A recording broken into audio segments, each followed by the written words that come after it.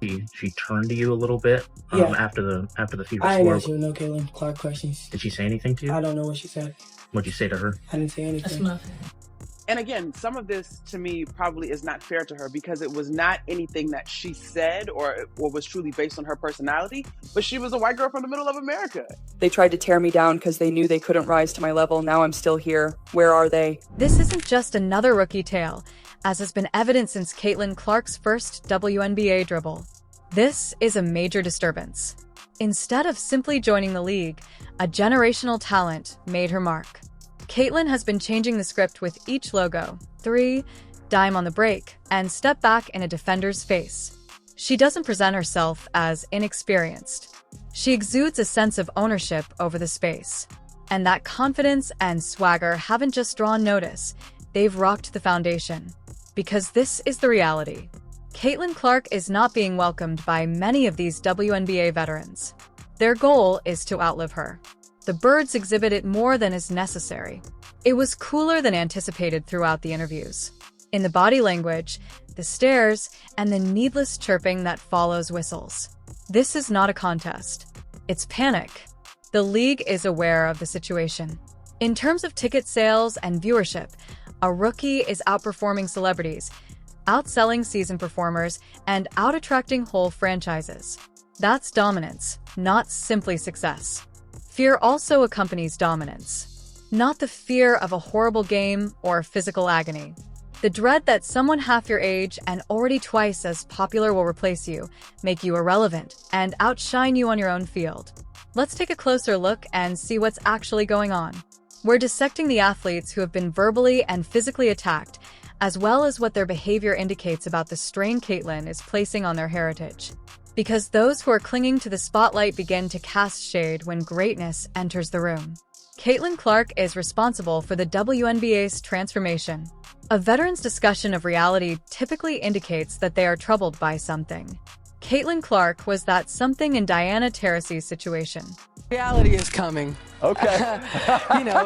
There's levels to this thing, and that's just life. We all went through it. Of course. And you see it on the NBA side, and you're going to see it on this side, where, you look superhuman playing against 18-year-olds, but you're going to come with some grown women that have been playing professional basketball for a long time. It was a sly insult disguised as wisdom that was heard around the league. Let's face it, though, this was not mentoring. This was an act of defense. A 20-year WNBA legend and Hall of Famer, she was attempting to remind herself and the public that the league still belonged to her time.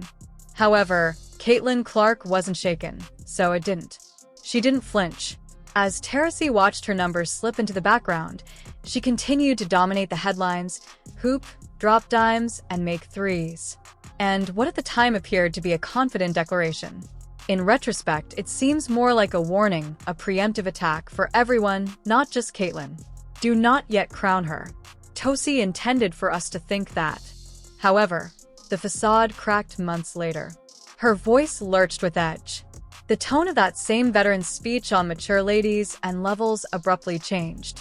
I was a college kid. College kid back then. So Not now anymore. we got to get professional. Caitlin's grown. Caitlin has grown. Boy, Caitlin's amazing. Yeah, Caitlin has grown. So we're excited for that. That goes beyond a simple change of heart.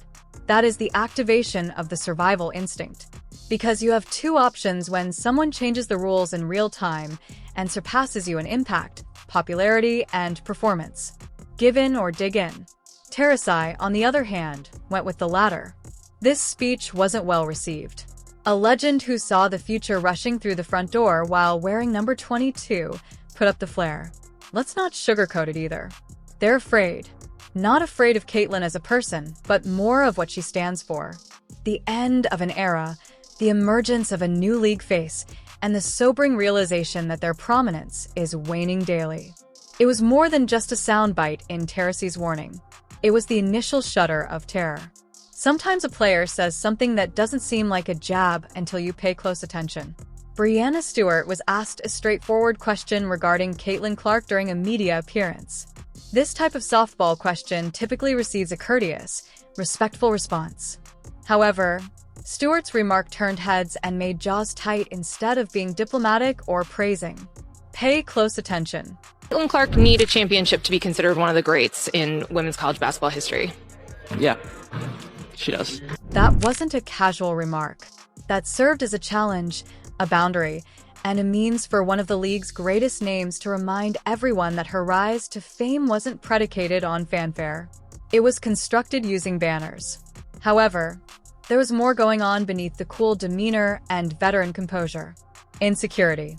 Because Caitlin Clark is carrying the entire league limelight as a rookie, something Stewart never had to do. Every day, she dominates the talk, packs arenas, and breaks viewership records. Not many years into her profession, but right away. According to statistics, Caitlin is already outperforming Stewart in terms of effect, creativity, and efficiency. Her utilization rate is higher. She attracts more hostile attention. She is the league's top attraction and the driving force behind her squad. So, when a rookie tries to shake the walls, what does an experienced MVP do? She depends on her heritage. The goalposts are moved by her. She holds on to the one item Clark does not yet possess, a ring. That's the problem with fear, though. It's not always audible. There are tranquil moments. It sounds like gatekeeping, similar to passive lines made in the sand and chilly dismissals. Stewart was defending more than just the notion of titles. Since she knows in her heart that Caitlin can take over without a ring, she was defending her era. She's done so already. It's not always about what is said. What's done is what matters. She's competitive and she wants excellence and she wants it now, and that's what makes her great. Foul call on Alicia Clark, and that is her second. And it'll put Caitlin Clark to the stripe. Oh yeah, that's a foul. There was no apology or justification when Alicia Clark slammed Caitlin in the face. Instead, it was a cold, calculated act that said more than any post-game statement could. Basketball wasn't played there. That was annoyance. Fear was that. Caitlin wasn't just playing well for that reason. She was turning into the narrative. And when the focus abruptly changes, that can be a difficult pill for some veterans to swallow. Alicia made no amends or clarifications following the game. She stepped up and gave a defensive response rather than merely a dismissive one when asked to comment on the league's fixation on Clark. I just want to hear your thoughts about just the whole conversation surrounding Caitlin Clark. Yeah, I mean, listen, you have people that have never spoken to a single player in this league and asked us our thoughts. And you're out here making assumptions based on behalf of these notions that you're creating in your head, these storylines you're creating in your head. And so I don't pay it any mind. Charles Barkley has never talked to any of us. All these people that are on these platforms talking, they've never talked to us. And so for me, it's noise. The tone was quite clear. The media wasn't the only audience for the message. It was directed at the wave Caitlin introduced to the league at that same moment. Experienced veteran Alicia Clark wasn't merely dismissing stories. She was rebelling against a world that no longer featured her in the news.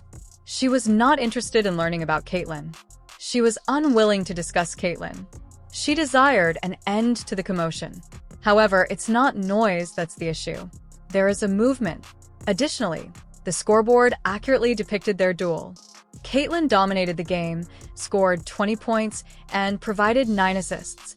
Additionally, Alicia only managed 5 points on a small number of shots.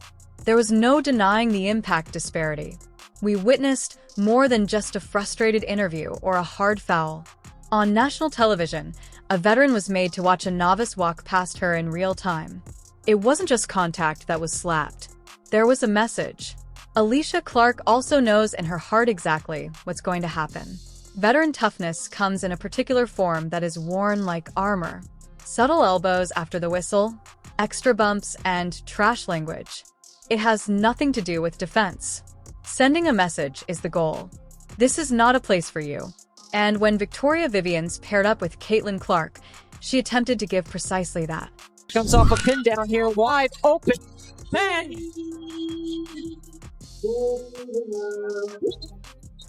We might need to update the graphic now.